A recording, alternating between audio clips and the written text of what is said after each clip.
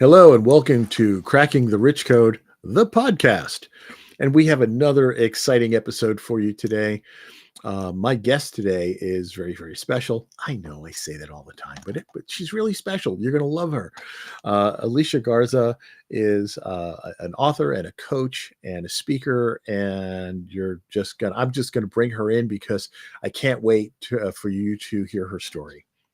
So, good afternoon, Alicia Garza. How are you? Welcome. Hello, John. Thank you for having me. Well, thanks for being here. Now, you recently contributed to the Cracking the Rich Code, Volume 19, right? Which is not quite. Is it out yet on the street? Not Not, quite. not quite, not quite. Okay, as Almost. of this recording, not quite out there. But your chapter is up leveling high potential women and cultivating their powerful futures. I want to That's know correct. more about what this all means, how women make choices and decisions in life to move forward and all that good stuff. So let's kind of get into this a little bit. Tell us a little bit about why you chose this topic and kind of how that ties into what you do for a living. Mhm. Great question. So, the reason I chose this topic for women is because sometimes we think we have it all figured out. We get to a certain age that, we think we have the perfect marriage, the perfect life. We think we're going to have this perfect future after our kids are grown, we have grandkids, but then sometimes the rug gets pulled out from under your feet. And which is an experience that happened to me. Of course, I thought I had it all figured out, with the marriage and the businesses and the homes, the cars, you name it, the works.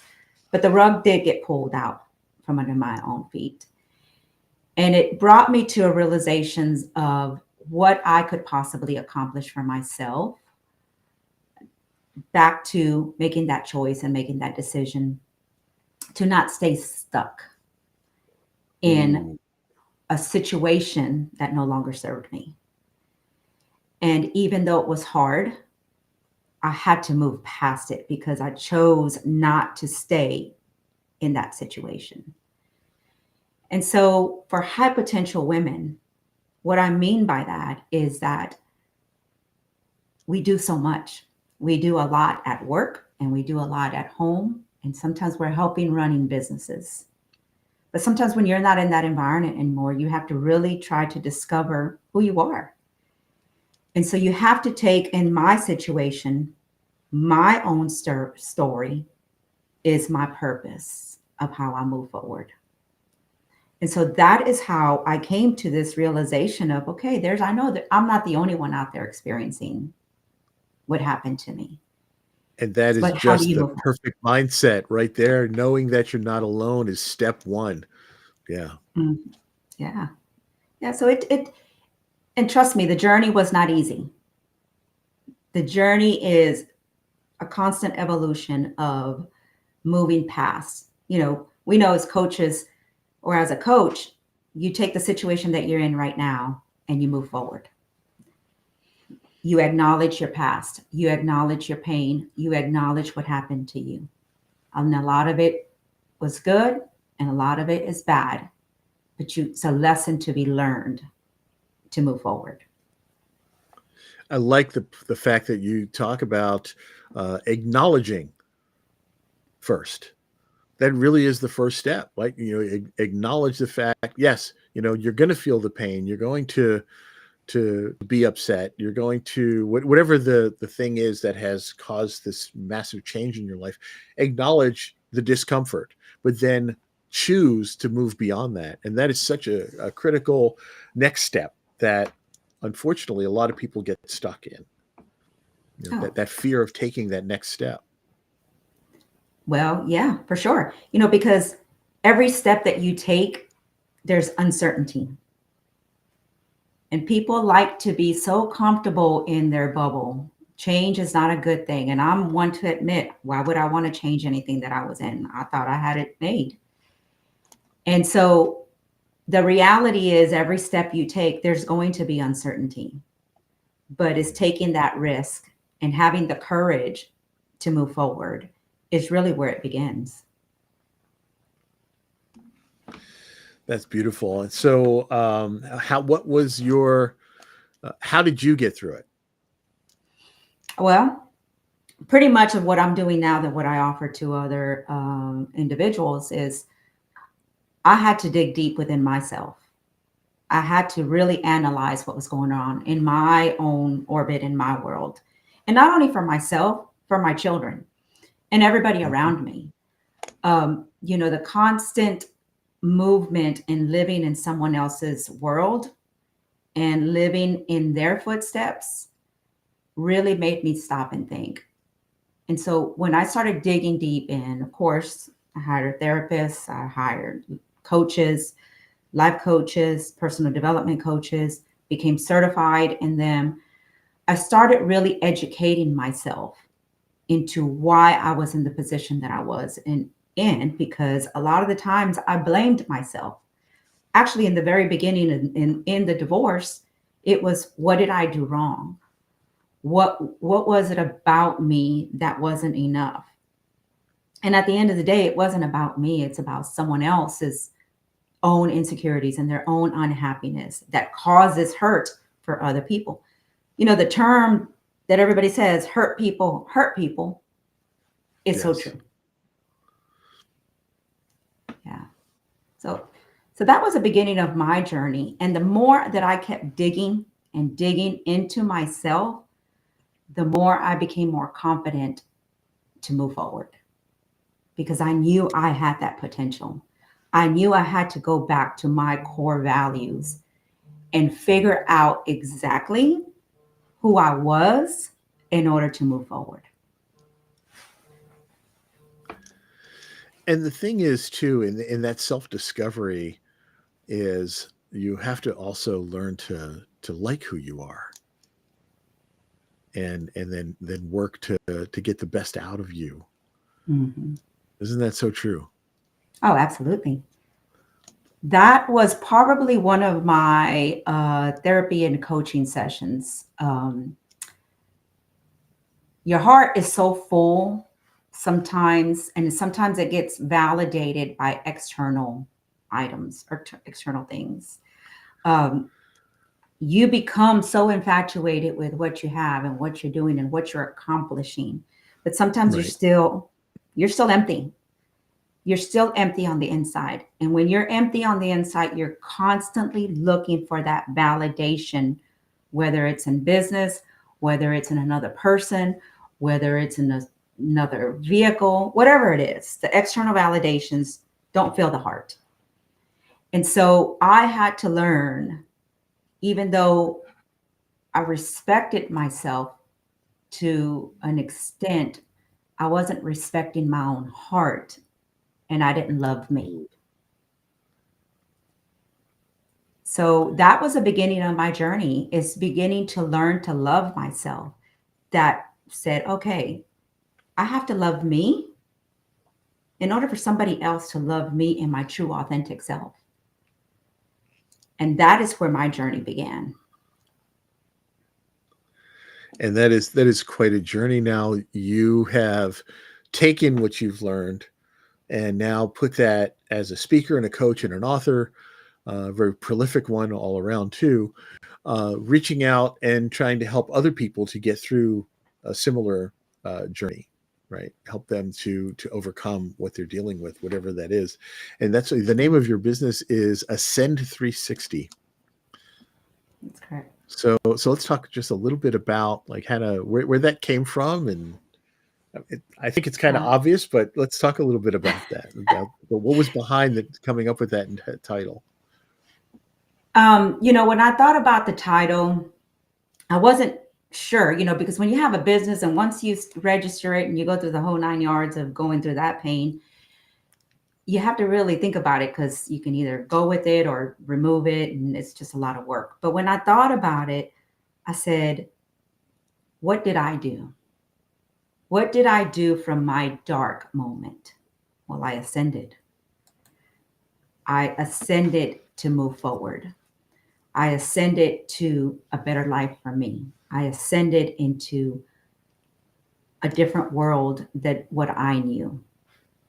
And so I had to really think about it because I want people to understand that you can also ascend. You can also move forward. You don't have to stay stuck. And so I felt like having that name as part of my business would hopefully show people that this is what it means. I love it. And the 360, I guess, is kind of your whole self. Your whole self, your whole, your 360 is it's not just one thing that's going to move you forward. It's going to take a lot of things. And it's going to take your own personal growth and your own reflections. A lot of people will work on their external body, they will work on their health and fitness, but they never work on the inside. So it takes, yes, you have to work out and you have to take care of your body, but you also have to take care of the inside. And so that's where your personal development comes. You also have to work Right. on your spiritual growth. I'm a spiritual person. Yes, I do make mistakes. God knows them, and that's a conversation between He and I that we have on a daily. But I know that spiritual growth is part of the encompass of 360. And of course, a lot of times when women end up finding themselves single after being married for so long, your financial wellness is very important because you've relied on so much having a joint bank account, Right. joint, possessions and joint everything. And so now when you're by yourself, you're like, oh, wait, now what am I going to do? And so it encompasses, your 360. It's not just about fixing the outside. It's not just about moving forward. It's about everything that it takes. So it's a well-rounded, it's not just one thing. It's a well-rounded individual compasses of topics that you have to work through. Yeah, and good reminders too, because each one of those things, in and of itself, can have a devastating impact. And working on one thing or another is great, but you have to keep those other things in mind, especially when you talk about the financial side. So many people forget about that. Well, I Mhm. mean, they realize that that's a dramatic input, even if not just the joint accounts and all that stuff, but the fact that the income to the home may have been halved or whatever, or maybe it was the sole income for the house, or maybe you were the one who made more money, but you still relied on his extra, whatever it was. Correct. That's gone, and that makes huge differences. So we see people that let themselves become overwhelmed by the money Mhm. thing, and so they forget about their own personal health or their own personal mindset, or they go into the personal health thing and forget about the money, whatever. But the fact that you're addressing all of these things and help people to stay on top of those things, that really Mhm. makes a humongous difference for folks. So, what kind of people do you primarily work with? So I work with individuals that, first of all, that want to be coached, that are coachable. I work with individuals who are ready, that have had enough of being stagnant in the situation that they're in or that they were in. I work with women and some men. I have had some men that have reached out to me, but I work with these, the women that I talk to, they want more. They're lost. They get so caught up in, like I said, their work and their life and raising their kids that they forget who they were. And or they never knew who they were. Let's just be honest. When you start having children and you're, operating in a home and having a family and cooking and cleaning and being the bus driver for everybody, your self needs are not validated. And so I work with these women who know that they have a potential within them, but they just don't know what it is. I work with these women who are either helping run companies, or they are running a company, or they are going to work and they're doing their 8 to 5 job, but they know deep down inside there's something more. And so Right. I help them unpack and move forward from that, and to help them give them the confidence that, hey, You are a high potential woman and you can make this happen. That's great. We are, if you're just tuning in, we are speaking with Alicia Garza, who has written a chapter in Cracking the Rich Code, Volume 19, uh, and is a coach, particularly focusing on people who are stuck, especially after some sort of major transition in their life, and just trying to find ways to move forward. She has a great perspective to share from her own personal background, as well as things that she's learned, from coaching people. And so we're having. If you have not caught the first half of this, go back and watch the first half of this because you don't want to miss a word out of Alicia Garza's mouth. She's really, really brilliant, and inspiring about what uh, what transitions happen within us and the things that we need to do to move forward to get unstuck. Now, your chapter, first of all, when Jim Britt reached out, or somebody on his team reached out to you and said, be part of this Cracking the Rich Code book, what was your first reaction, your first thought there? You really want to know? Let's see. My first reaction was, is this real? What can I believe? Because we all know that once you start putting yourself out there, oh my God, the amount of people that are reaching out to you for the next best Everybody thing. wants to sell you something. Everybody does. And Here's a so system. Yeah. here's a system, it's going to work. You do this, you got, you pay this, whatever. We're going to And scale so your business. they're going to scale your business, oh, you have a book, the drill. And Oh, yes. so, but when Jim reached out to me, I told him I would think about it. And so I started doing my own research about Jim. And of course, I love Tony Robbins and just all that together. So I did my own research about the book and who was involved. And I just said, I think I want to be a part of this. I think this is what I want. So I prayed about it. And so in that moment, I just said, you know what? Just do it. Just do this one. And it's going to be the beginning of, because I've always wanted to write a book. I just didn't know the formats. I didn't know how to do anything. When you're first starting, you're just like, okay, there's just so much out there to learn. And so I decided I said, you know what, let me just go for it. I'm glad I did because I've met some amazing people through Cracking the Rich Code. Um, I, I've met, Rich, who's, helping me with my branding and so forth. And so Oh, met good, you, of good. course. Yes. Yeah, yeah. I've met Rich Kozak. And so, which I get to be a part of his summit as well. That's coming up on the 19th. And so I just love having this interaction and getting to meet so many people from really all over the world, from London to the States to everywhere. So it's been a great experience so far. Yeah.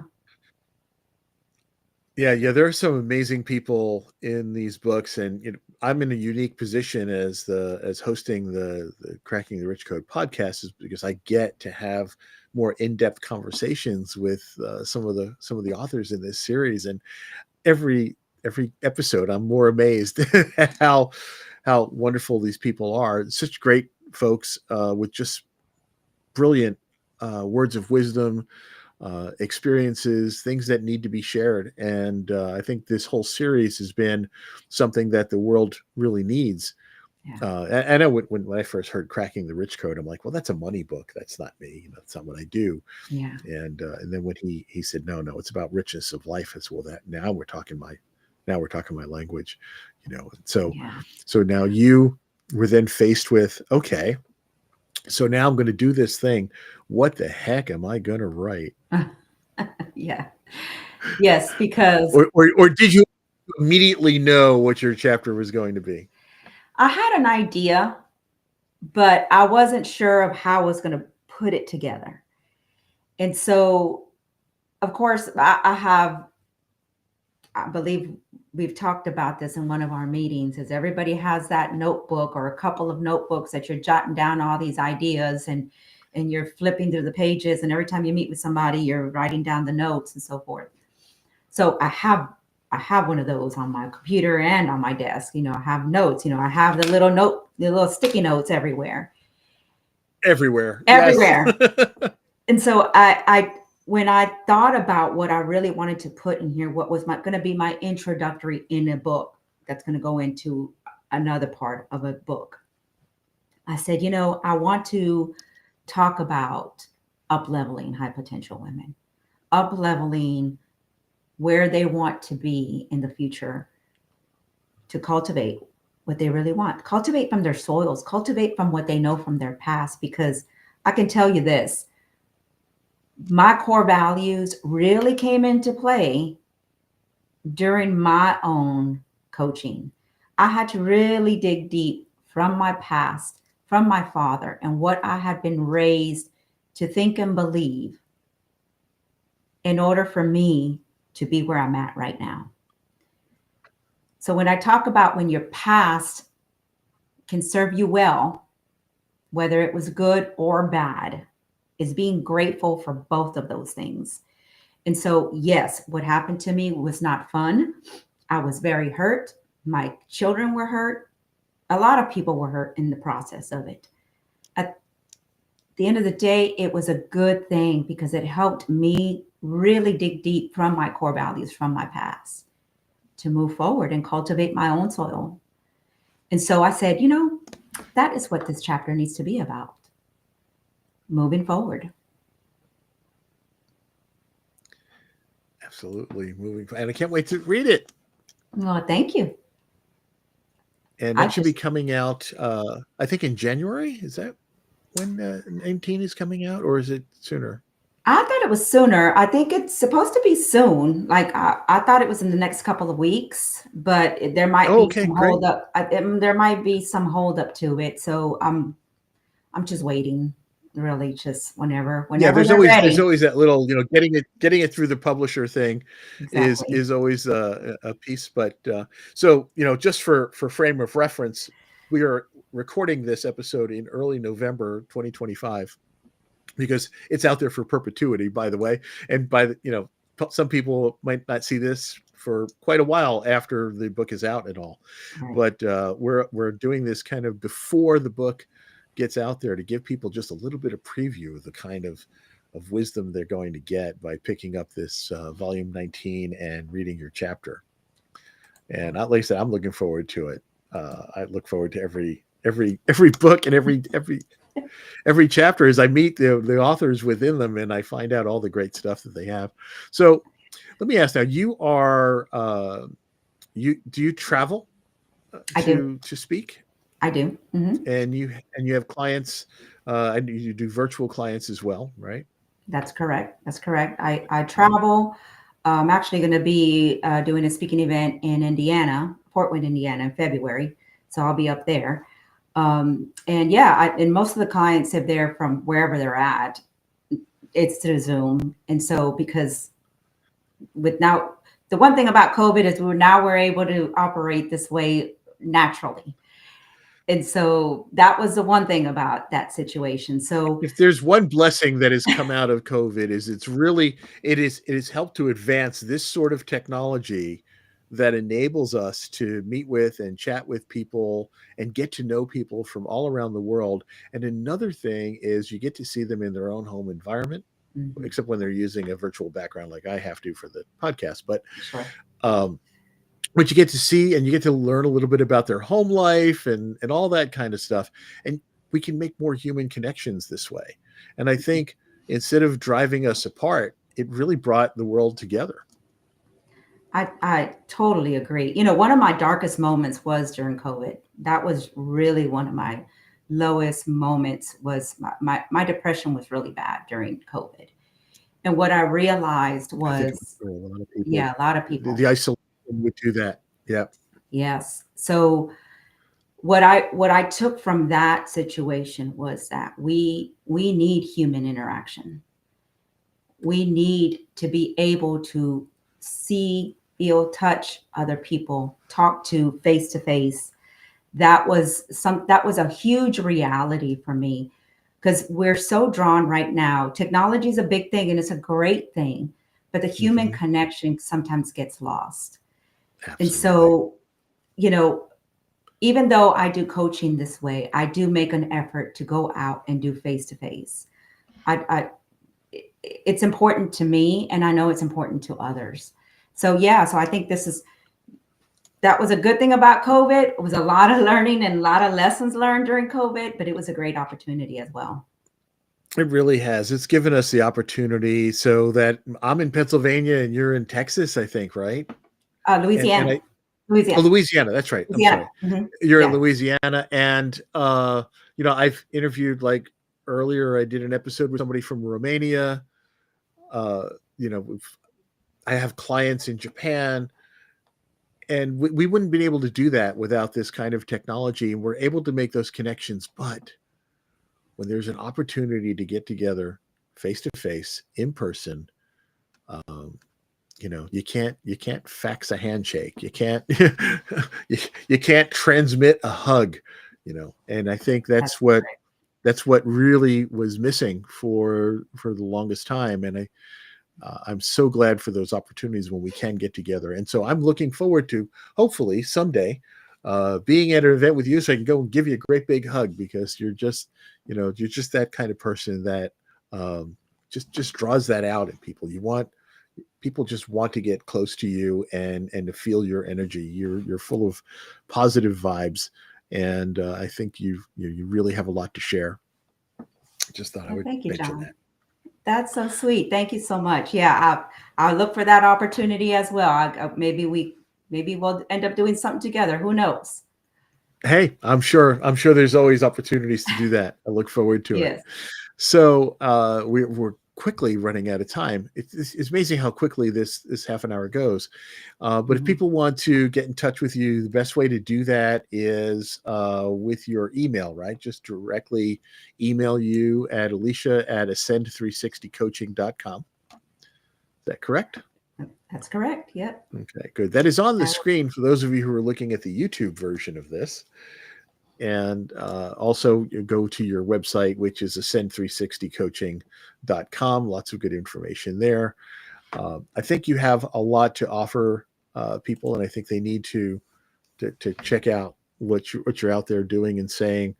Look forward to reading your chapter in Cracking the Rich Code. But before we run out of time, is there any particular message that you would like to put out there to the world that you think people really need to know nowadays?